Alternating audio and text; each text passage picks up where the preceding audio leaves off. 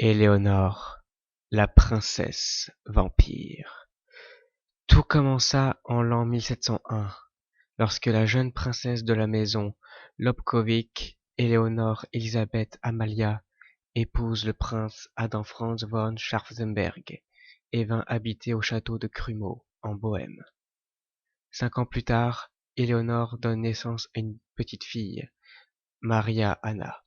Cependant, malgré les efforts du couple, Éléonore ne retombe pas enceinte. C'est une mauvaise nouvelle, car sa famille espère qu'elle donnera naissance à un fils héritier. Pour obtenir ce garçon tant désiré, Éléonore et les gens de son entourage décidèrent de lui donner du lait de louve.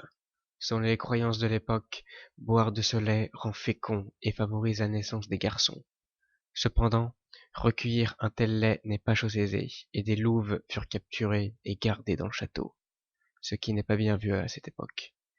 Les hurlements de loups provenant du château lui donnaient un air sinistre, ce qui faisait peur aux gens de cet endroit. Elle but de ce lait chaque jour, jusqu'à ce que ce souhait soit exaucé.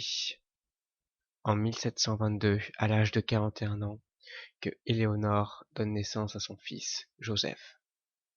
À cette époque, accoucher à un âge si avancé relève du miracle ou de la magie noire. En 1732, après 31 ans de mariage, son mari décède dans un accident de chasse près de Prague. L'auteur du tir accidentel n'est nul autre que le roi d'Allemagne, Charles VI lui-même. Ce dernier prit le fils d'Éléonore sous son aile et offrit à la veuve une pension de 5000 florins par an. Cette dernière resta au château de Krumau, contrairement à la coutume qui voulant qu'une veuve porte des couleurs sombres pour exprimer son deuil. Éléonore, au contraire, préfère s'habiller comme avant et de se vêtir de luxueuses robes. Les archives du château démontrent qu'à partir de cet instant, elle a commencé à dépenser des sommes conséquentes en médicaments et élixirs magiques de toutes sortes. Elle devient de plus en plus superstitieuse et s'intéresse de plus en plus à l'occultisme. Dans le château, on retrouve un rouleau de sortilèges. Cette bande de papier est remplie de symboles ésotériques et de formules qui servaient à conjurer des esprits. Elle recevait régulièrement ses médecins, les meilleurs de l'époque, afin de se recevoir des saignées et autres traitements douteux. Elle rendit l'âme à Vienne en 1741. C'est à ce moment que l'histoire devient encore plus étrange.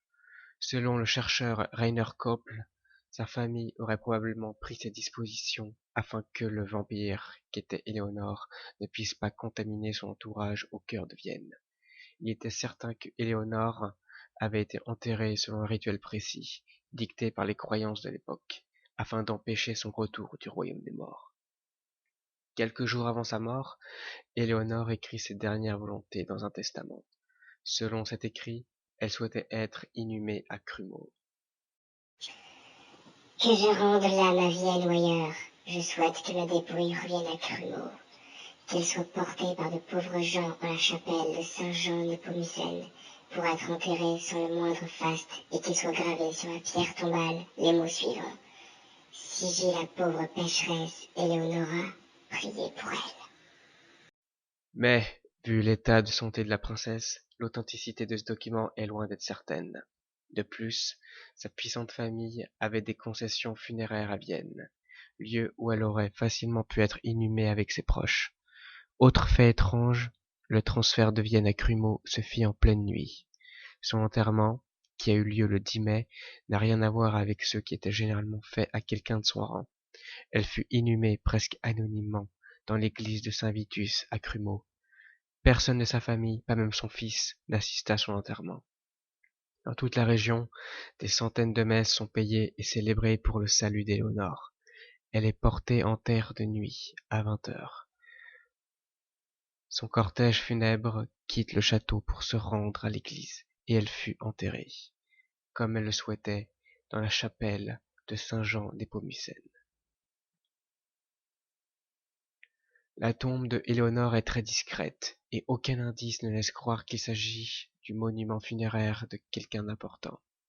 La plaque qu'il recouvre est à même le sol, cachée sous un épais tapis rouge. Sur cette plaque se trouve une terrible tête de mort qui pourrait être perçue comme un avertissement. Les chercheurs ont découvert, à l'endroit où devait se trouver le cercueil, un caveau façonné, probablement bâti à grands frais, directement dans l'église. Le but était clairement de bloquer l'accès au cercueil, ou bien d'empêcher quelque chose d'en sortir. Définitivement, la princesse a véritablement été émurée. Après avoir perforé un trou dans le béton de la voûte, ils purent constater que le cercueil avait été recouvert de terre prélevée dans un cimetière et qu'une dalle en pierre de plusieurs tonnes avait été placée sur ce dernier. La princesse vampire n'avait aucune chance de s'échapper. Sur le cercueil, une dernière tête de mort met en garde les inconscients qui voudraient profaner la tombe. Le mystérieux tableau de Éléonore. Un détail plutôt insolite a capté l'attention des chercheurs alors que ces derniers voulaient inspecter le seul portrait connu de la princesse. Sur ce tableau, on la représente aux côtés de son fils, avec un chapeau de soldat et muni d'une arme, ce qui était peu commun à cette époque. Elle aimait beaucoup la chasse et organisait des journées de chasse mondaine. Mais il est curieux de ne pas avoir d'autres tableaux d'une femme de ce rang. En 1996, alors qu'on avait restauré ce tableau grandement endommagé, quelqu'un a laissé une note affirmant que le tableau avait été modifié. Une radiographie révéla un détail étonnant. Non seulement le visage de Éléonore fut-il retouché, mais un carré fut découpé dans la toile, afin de complètement remplacer sa tête. Aucun indice ne permet d'expliquer pourquoi la toile fut ainsi modifiée. Mais une chose est certaine, il y a de bien nombreux mystères autour de cette princesse vampire. Voilà, j'espère que cette vidéo vous aura plu. Et on se retrouve bientôt pour une prochaine vidéo. Je vous dis ciao.